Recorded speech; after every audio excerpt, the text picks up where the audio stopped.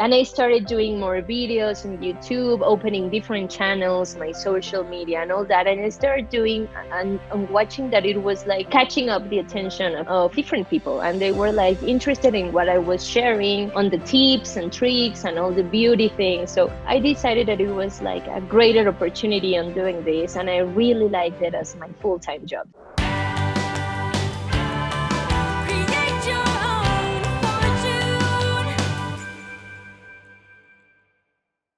Thank you so much for joining today. So happy, and thank you for inviting me. I know we have know each other already for 8 years, and it's so cool to be doing these live sessions from the other side of the world, literally. Netherlands and Mexico. Exactly. Mexico City and Amsterdam reunited here live today. Yeah, because I also think I already knew you in a former life, and I think you've made an amazing transition the past years. So I just wanted to share your inspiring story with our audiences and tell them more about where you started, what your background is, and how your story developed. I'm always very curious about how you actually grew up. Were you always living in Mexico City itself, or did you grow up somewhere else in Mexico? No, I have lived in Mexico City since I was born here.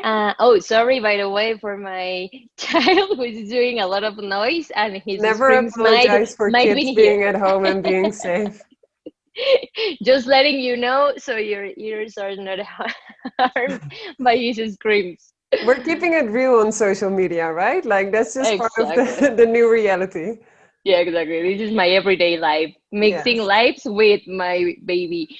So going back to your question, yeah, I have lived here in Mexico City for all my life. I'm from here. I have just traveled internationally where I met you. And then we went back to Asia once again, but I already got married and all that. So yeah, basically I'm from here. I study international business. I don't know if I told you that before, but I studied that. And just before going to Shanghai, to Asia the second time, I finished my MBA with marketing focus. So nothing to do with fashion or studying fashion or something related. I always wanted to do that, but I don't know. I think in the moment I started studying, fashion here in Mexico wasn't a thing so strong that there were a lot of offer in the market. And I know if I said that, most probably my parents would haven't said, what are you thinking, right?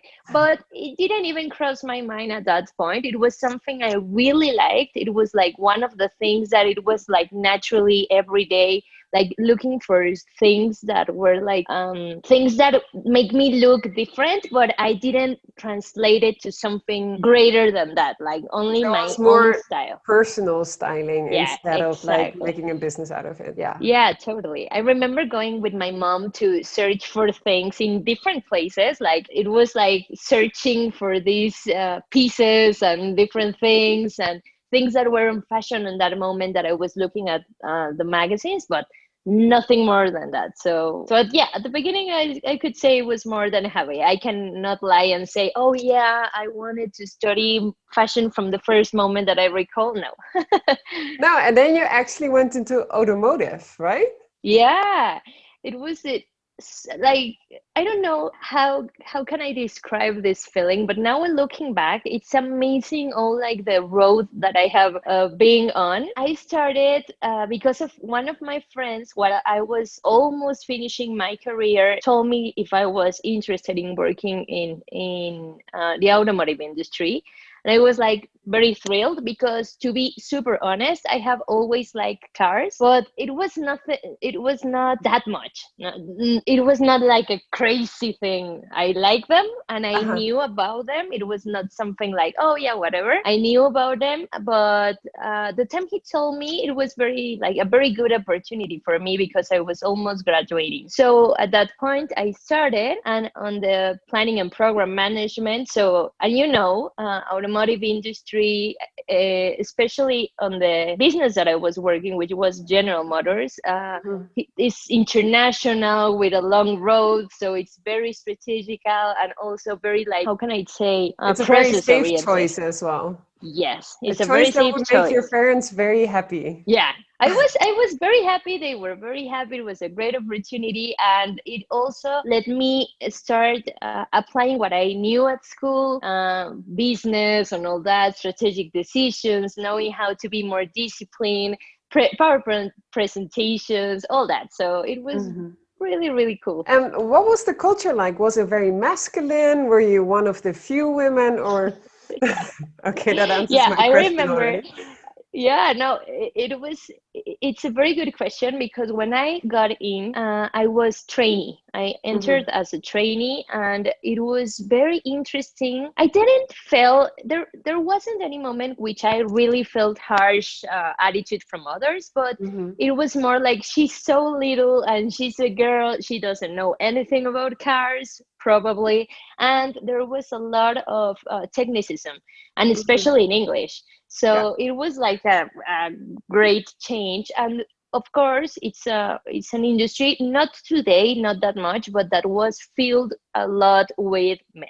Like majority, it was men. So it was kind of hard to at the beginning to push myself a lot to be on a place that they do respect my knowledge or that I was starting. Like my experience was not that much. I just worked in two places before, but not that kind of business. So it was very challenging, but in a good way. And lucky for me, I had very good mentors, which helped me a lot on that moment. Can you explain a little bit more about how you found those mentors? Yeah. The first mentor I got, he was my boss. So I was very lucky on the moment that I got in to have him, and he was like leading me a lot. So we kind of connected in a very good way because it was funny because at the beginning it was so different. He had a trainee for the first time, and for me it was like my first boss, which was in a very formal way. So we kind of crashed the beginning in the meantime where we were like trying to find our way of work.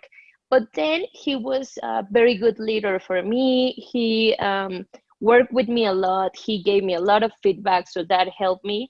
And here at GM, at least, I know very talented people. So it was very good to start watching different groups and teams working together, and I started detecting people or leaders that have a very good relationship and how they manage their work and how they lead their teams, which start attracting me to search for them and to look for them and start getting feedback also and coach. So kind of mix between lucky because lucky moments, and also me looking for the opportunities with them. Nice. And then you took an even greater leap to Asia. Yes, I think I was there like in total in GM I was like 8 years. So from that 8 years, on my 6th year, there was a very good opportunity of changing activities with someone that was doing the other things, like totally the opposite of what I was doing. Let's say I was importing and he was exporting. So there was this opportunity and I applied, and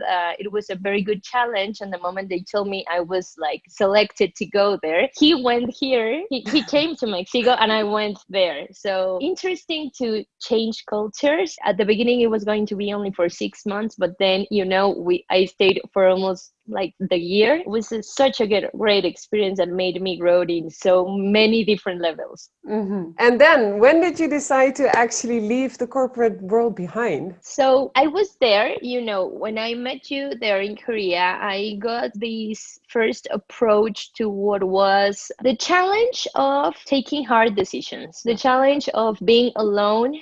That feeling of when you are literally on the other side of the world and you have to adapt and you have to have this change of mind and be very open and all that. Also, I got the opportunity to start with the Korean beauty, which is like a huge thing now over the world. But at that time, it was like very known in Korea, but here in Mexico, no one knew about it. It was very interesting, and I got like really catch up by that trend. And when I came back, I got to know my husband, and he's also working there. But we met, we started dating, wedding, everything happened. And it's really funny because I don't know, things and destiny, literally they told him that he had to go back to Shanghai now this time. Since there was that moment, we had to decide what to do because we didn't know how long he was going to be there. So then I decided to leave the company and to follow more my heart. It sounds very romantic, but it was basically it. So we decided to get married by law at first, and then he went first. I had to finish my master, and then I cut him there. So when I got to Shanghai, I remember the first day I arrived. It was very similar to the feeling of getting to Korea, Asia again, culture, a lot of similarities, but it was also very different because I was not working anymore, and I was basically alone. So I remember the first day he went back to work, and I was like, now what can I do? What's on the agenda for today? Yeah, exactly. I was like, okay, there's so much to do and I don't know where to start. And at the same time, I was like, okay, looking around, like, where should I go? Where should I start? So there was It's funny that you mentioned that, because a lot of women I talk to that want to leave the corporate world and want to start their own business, that's the main question, like where to start. Where to start, yeah. And at that moment, I didn't know I wanted to start my blog. I just knew that I wanted something that was very entertaining and that it was something that I liked a lot. So, there was that moment when I was searching for different groups, meetups and all that really help you to get to know a lot of people. And I found this international magazine that it's very focused on women, or that expat women that it's living in Asia alone and also want to get together. So I like got in a reunion with them and start chatting about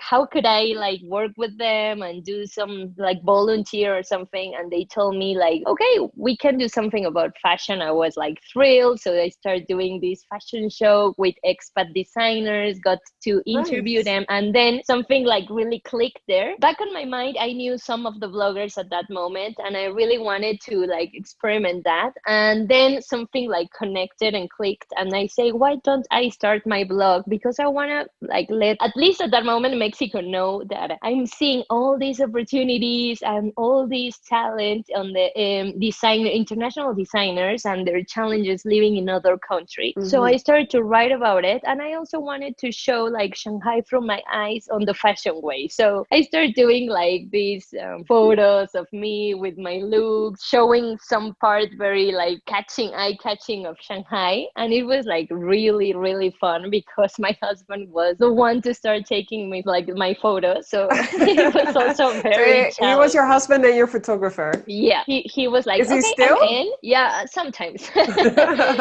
Sometimes, because we got a lot of fights, and it's funny because it's like, no, here, no, I want it here, all that. But it was so good because he supported me a lot on this journey that has been like going all these years, and it's not a hobby anymore. That's what's so cool about it. Yeah. And so from there, can you take us to where you are today and how you got there? So that was there. I started in Shanghai. I started to go to events, media events, to cover fashion and beauty stuff. I really liked how in China everything is very different. It's a lot of luxury and all that. But we had to came back.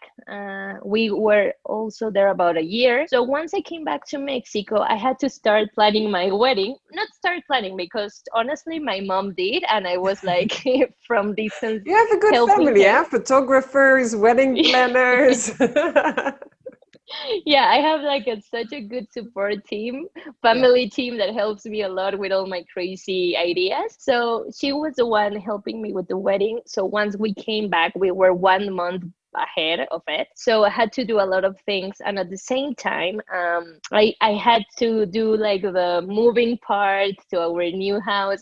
It was a very crazy moment. You can recall it perfectly when we got to see there. And after the wedding, I have to say my blog like had to be on idle for a little bit, Yeah. until I like managed everything was new. Like it was coming back to my house, but at the same time, it was so many different things. Like my life went on a 180 turn. Mm-hmm. So once like I was back, I was already married, living in a new house.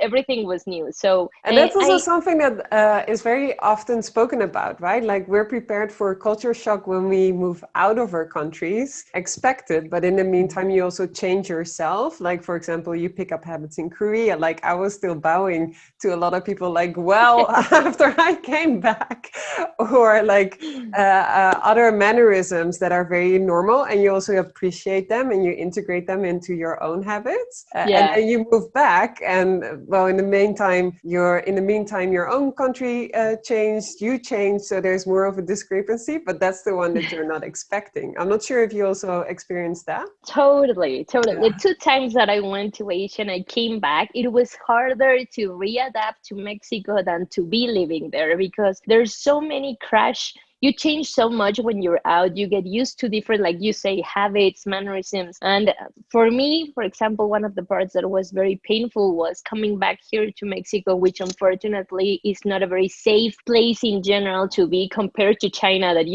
China and Korea that are like much safer and you can walk alone. And I could be moving back and forth in the Yeah. subway, and there was not any like unsafety moments that I felt like, oh my God, no. That was one of the Yeah, and hard things. especially also dressing up, I can imagine, right? Because when I was living in Mexico, like way back in the day, like I would always dress very, very simple. Yeah, exactly. And here, my family, all my family were like always like, you are going too late. You shouldn't be alone. I remember like leaving my bag on a table and walking, and they were like all freaking out, like, how could I? I have to take, that kind of things Yeah.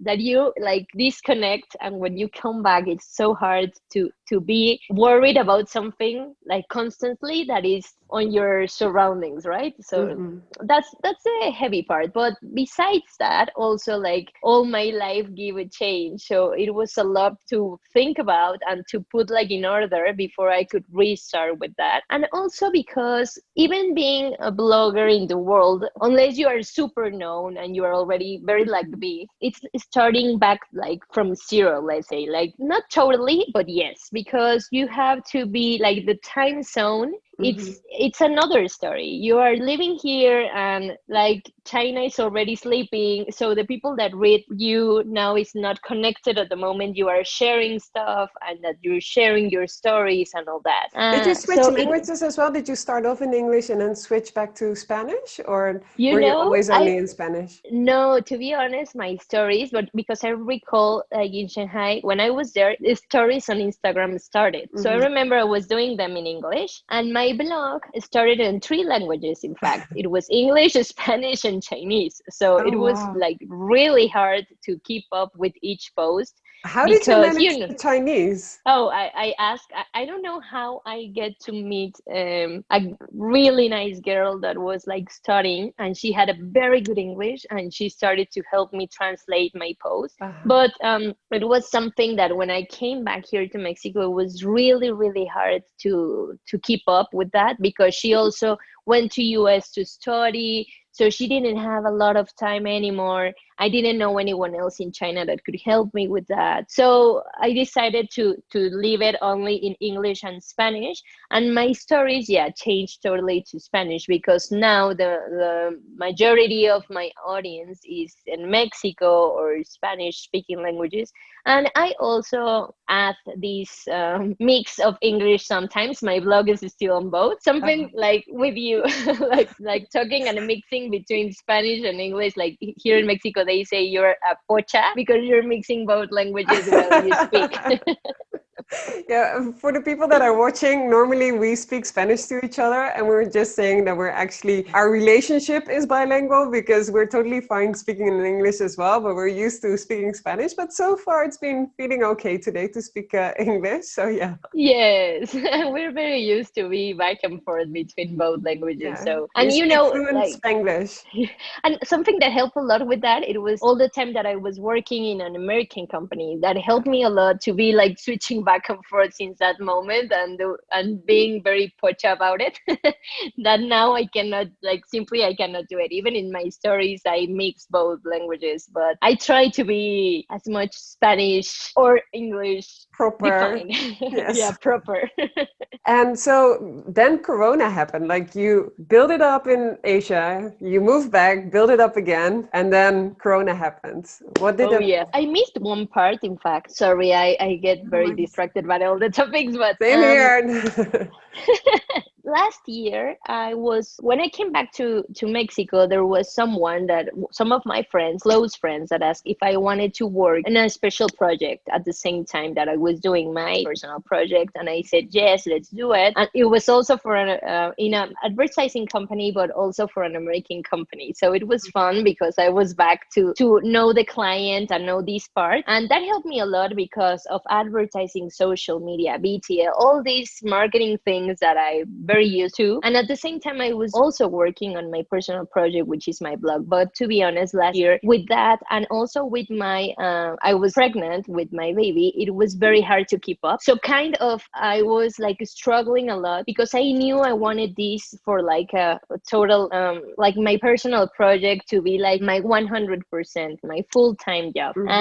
So there was What do this you call your moment when personal project? Lula Vibes. No, but I mean, Lula Vibes, you refer to as your personal Yeah. project? Okay, yeah. Exactly. I was like, when I started the blog, I really found out that there was something much bigger than only writing down. I really liked it, something that flows easily for me. And I started doing more videos on YouTube, opening different channels, my social media and all that. And I started doing and watching that it was like catching up the attention of different people. And they were like interested in what I was sharing on the tips and tricks and all the beauty things. So I decided that it was like a greater opportunity on doing this, and I really liked it as my full-time job. So at the end of the year, we decided with my husband that it was like full-time mom and full-time my personal project. So it was so hard to manage the three things at the same time. So that's when we decided that I was going to leave the agency, the advertising agency. And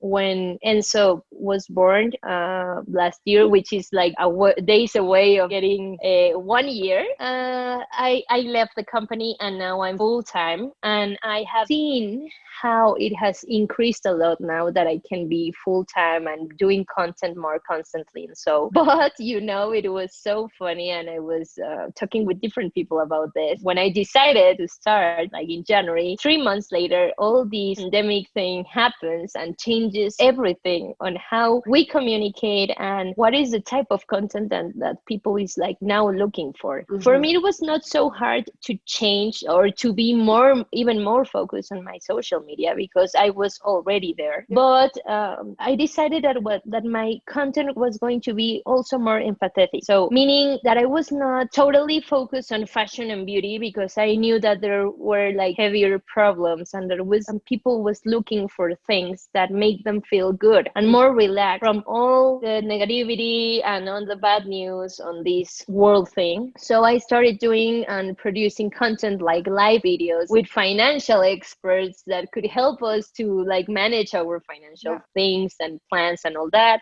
So I wanted to engage much more with my audience and not only work for the fashion. Now I'm in another moment of it because I know we're also in another moment of the pandemic and the quarantine. Because at the beginning it was like very shocking to be all in our houses all the time. But at this moment that it has been like 5 months or 6 months, We even start counting the days, right?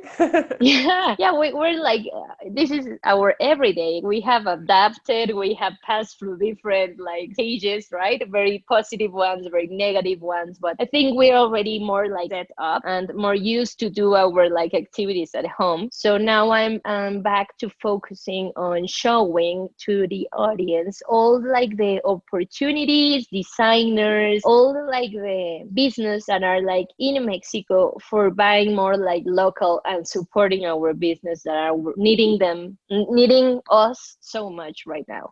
So I started doing another series of lives. I'm starting doing like other type of content related to fashion, more like, oh yeah, this trend and this trend. Is more trying to analyze what things can make you feel good while you are home. But feeling good doesn't mean to be on PJs all day, right? So being productive, but doing like very comfy clothes, and how you can mix them, and how you can be like looking good at a Zoom like this, but also being very comfortable while you're at home. You don't need heels, but you can also feel good with a little bit of makeup and with some accessories, etc. So basically, that's like all my story in a I'm wearing nutshell. sneakers right now, actually. You? Me too.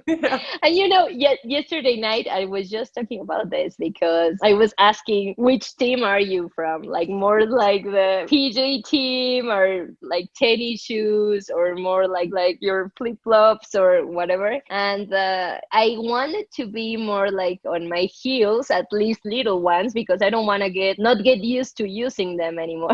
But with Enzo crawling everywhere, it's like impossible right now.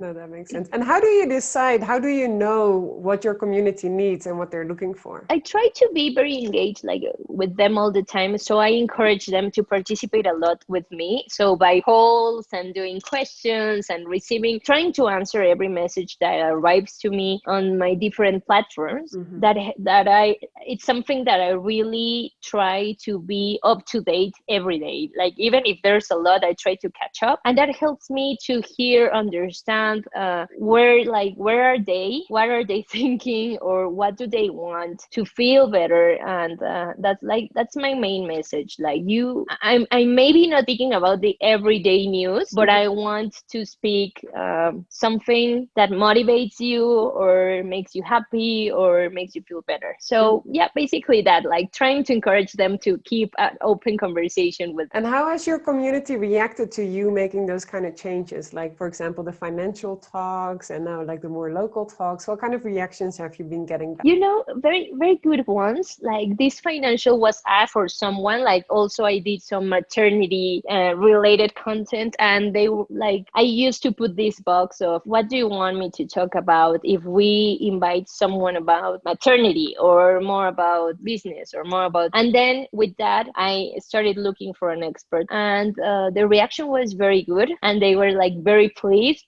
The comments on the IGTV or the IG lives were also very nice, and even like asking for another expert or another topic related to that. And now with this fashion talk, I also liked that I'm connecting two different dots, like maybe audience that is way younger and that they don't get to know all these huge designers in Mexico, more luxury style, what's their inspiration, more like the person behind the brand, and makes them connect in a different way, makes you like value their job and why they charge for this piece, what they charge for. So the quality involved, the social, for me it's really important to choose also assistants or speakers that also have this social focus, because I think with a bigger voice you also have a bigger responsibility, which means you need to connect on the social part. You need to use your voice to help others, and that's my way of help. Yeah, and if I speak for myself, that's one of the things that I've at least seen during this whole pandemic, is that people have been trying to help each other more, right? And at the one hand, you see like this reverse effect of globalization, like really supporting the smaller local designers or entrepreneurs or corner shops as well. And at the same time, especially for people like us that also love to travel, I also really appreciate more local content, for example, from you, because then I get the feeling that I'm traveling to Mexico for like 15 minutes without having to hop on a plane, right? That's so true. What you just said, I think has been like very changing, relaxing. It's a way of being there without being physically there, at least for now. And I think that's a very good way to see it. I try to be like, that's why my blog is called Lula Vibes, because it was like mixing with good vibes, which is my mantra mantra, like trying to always see the positive and trying to like adapt and be the Positive good thing. vibes. I'm not sure if you can see it, but I Yeah. have them right Yeah, I here. know. That's why I want to like talk about things that make you feel better. Yeah. It's not that I ignore the real things that are happening, the real Mhm. situation in the country, but I know there's another channel and experts much more than know like the things that are happening. And for me, I wanted to be useful and also entertaining and also like informative or motivating. So that was my main goal now. That's a lot of weight on your shoulders. Yeah, yeah, I know. I try to be like really, really careful with information that I share. I try always to be very sure that what I share, I already checked. I already like double check with the main like sources. So if I do something about like face and I'm trying a new product, I try it first before talking about it. I go with a dermatologist. I try to look to the expert. So the info that you get is not something that I just received and it's like, oh, it looks nice, try it. Yeah, I'm getting paid for Because this, so I'm going to push it to my audience. yeah, exactly. And I try to be very honest about it. Like if they already gave me something and I'm trying, I'm like very like transparent on that. But yeah, it's interesting to see that all this information not all the time is being so curated, right? So that's why I feel much more responsibility, at least on my platforms, is what you'll get. Yes, keeping social media real. Yes, Yeah. very real. You cannot imagine. Yeah. Even with your baby crying on the background. Yeah, That's even with pretty real. him. Yeah. To wrap up, where do you actually, which social media channels do you use? So I'm mostly everywhere now.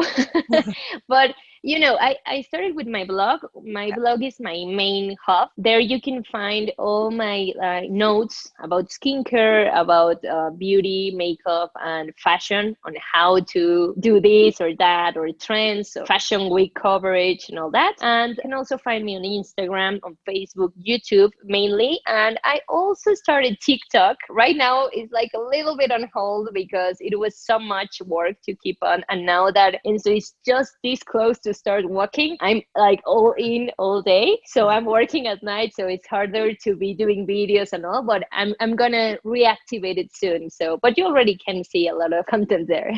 So, how much time would you say you spend on creating content and content on the different channels? You know, now I have to be like super, super productive because I don't have so much time. But I think I'm doing it like I told you, like a full-time job at night. I'm trying to catch up because it's a little bit of stories on the during the day and also writing for my content. But my content, for example, on my blog takes a lot of time because I have to be like researching, trying them on me, like the part of the beauty and the skincare area. I take like about a month because I'm like trying them for 15 to 30 days before I start writing about it. And that time I also get to talk to dermatologists and all that. And for the fashion content, it's quicker because it's mainly me, which I'm like on my everyday using it and what are the trends and all that. But yeah, it takes me like full-time job now.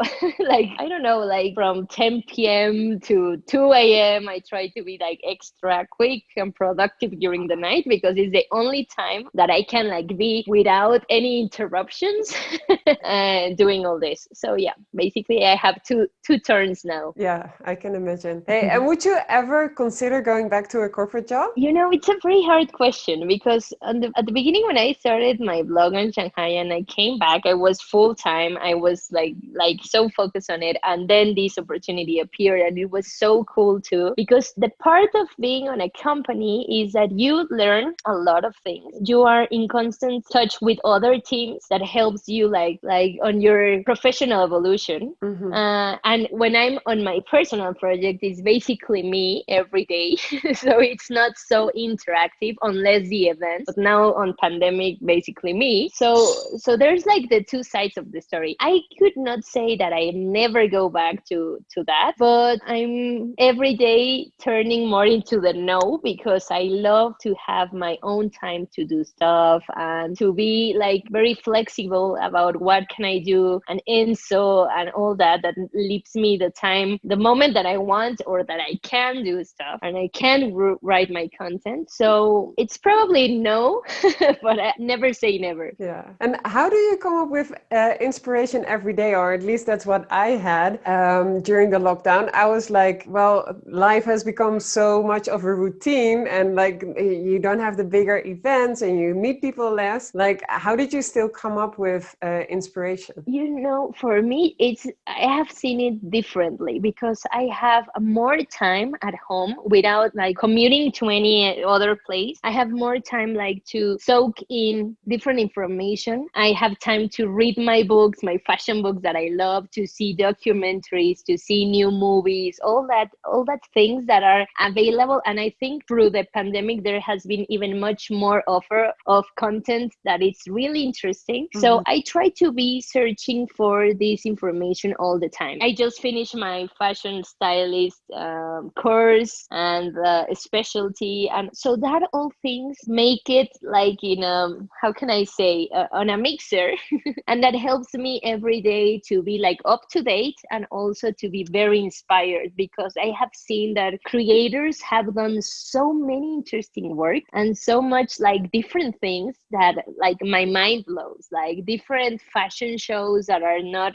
like physically anymore, and they have done such an inspirational movies and photos and concepts that are very different, that lucky for me on the creative side, I'm very full of this, and helps me a lot to also be constantly sharing these things and be inspired by them to also write about them. Yeah, I can really relate to that as well. I've been thinking a lot about how like 10, 12 years ago, there was a lot of criticism on like, oh, people are not going to buy shoes online, right? And before that, it was like, people are not going to buy books online. Whereas this year, proven that almost anything can be conducted online. Like I've even seen online midwives, I've seen online dog trainers, even things. Yeah. And I tend to see myself as somebody with a very open mind, that I was like, how is that even possible? But people are so resilient that they just make it happen, and they really grow their businesses fast even during a pandemic, right? Yeah, totally. It's in fact, on the fashion talks that I've had, that's a constant, that they have had to do this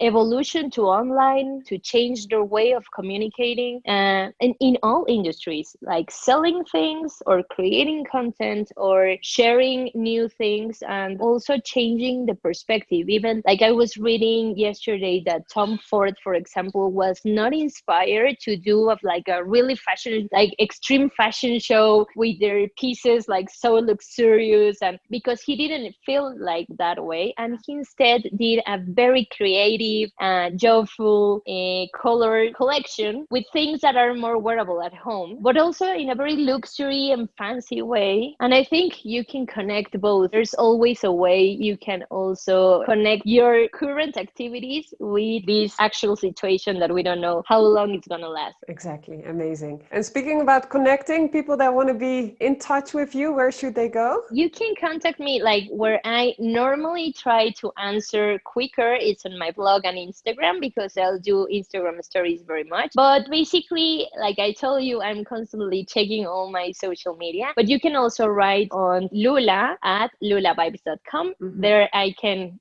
answer any question or any work related thing. Like you say, connecting different activities, different people from all over the world. And finally, what kind of advice would you give to women, or even men as well, of course, that are considering to leave the corporate world but haven't made that step yet? What kind of advice would you give to them?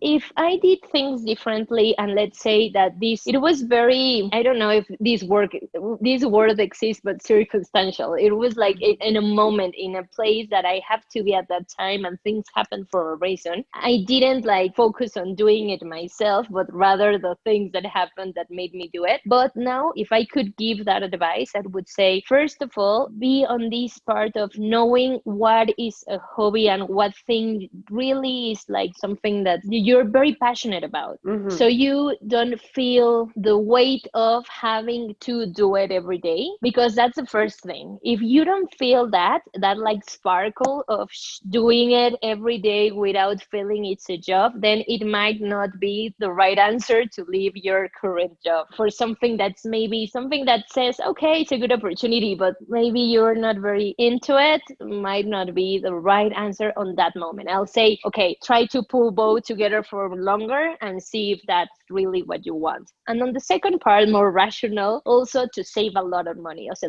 do your numbers and have a very clear mind, especially on these moments that are really difficult on the financial, economic part, to save the amount of money, like calculating, let's say, for 6 months to a year, considering all your current expenses and what you need to be safe with, which considering health insurance, all that things, you like already have it down. And if something like really good happens or starts being a little bit slower than what you think, you are covered by that, and you are not such you're in a hurry to do things, but not so stressed that you cannot even focus on it. Yeah, no, that would be makes my total two sense. advice. That also relates back to basically the shift that you made during the pandemic, right? Like the mindfulness and the finances, like you need to keep a clear head in order to be there totally for your business. Yeah, exactly. I think you have to be very honest with yourself and know if that's something that really catch you and that really makes you happy to be waking up every day to do it, and also being very mindful and like relax. That's something that's gonna, like, if you really like it, if you put the effort, the amount of effort, mostly much more effort than you currently put on your current job, it will pay off. Eventually, it will pay off. Keep on going. Yeah, very, very disciplined. That's something that I have learned a lot. For me, it has been a very good experience because although I'm very disciplined when I was working, and because of my 8 years and an American company which already has a lot of processes down, being at home and doing and being my own boss also requires another type of discipline, and trying to like have a very good planner, be writing everything down and having all like really organized in order to accomplish all my goals. Makes total sense. Well, thank you so much. This has been an amazing conversation and so much inspiration. So thank you so Thank much for you. sharing everything today. We'll be sharing your socials so people can connect with you and follow the rest of your journey. And yeah, have a great day there in Mexico. And Thank you. And you have a great night. And thanks so much, Nienke, for inviting me. It was such a good experience to talk to you. Friends, we are also business related things, and be able to motivate and help others. And that's what we need to be do, sure. right? Lift each other up. Exactly. So open to any questions, suggestions, and be there for my content. Hope you like it. And thank you so much. Yeah, muchísimas gracias. De nada. Thank you. Bye. Bye.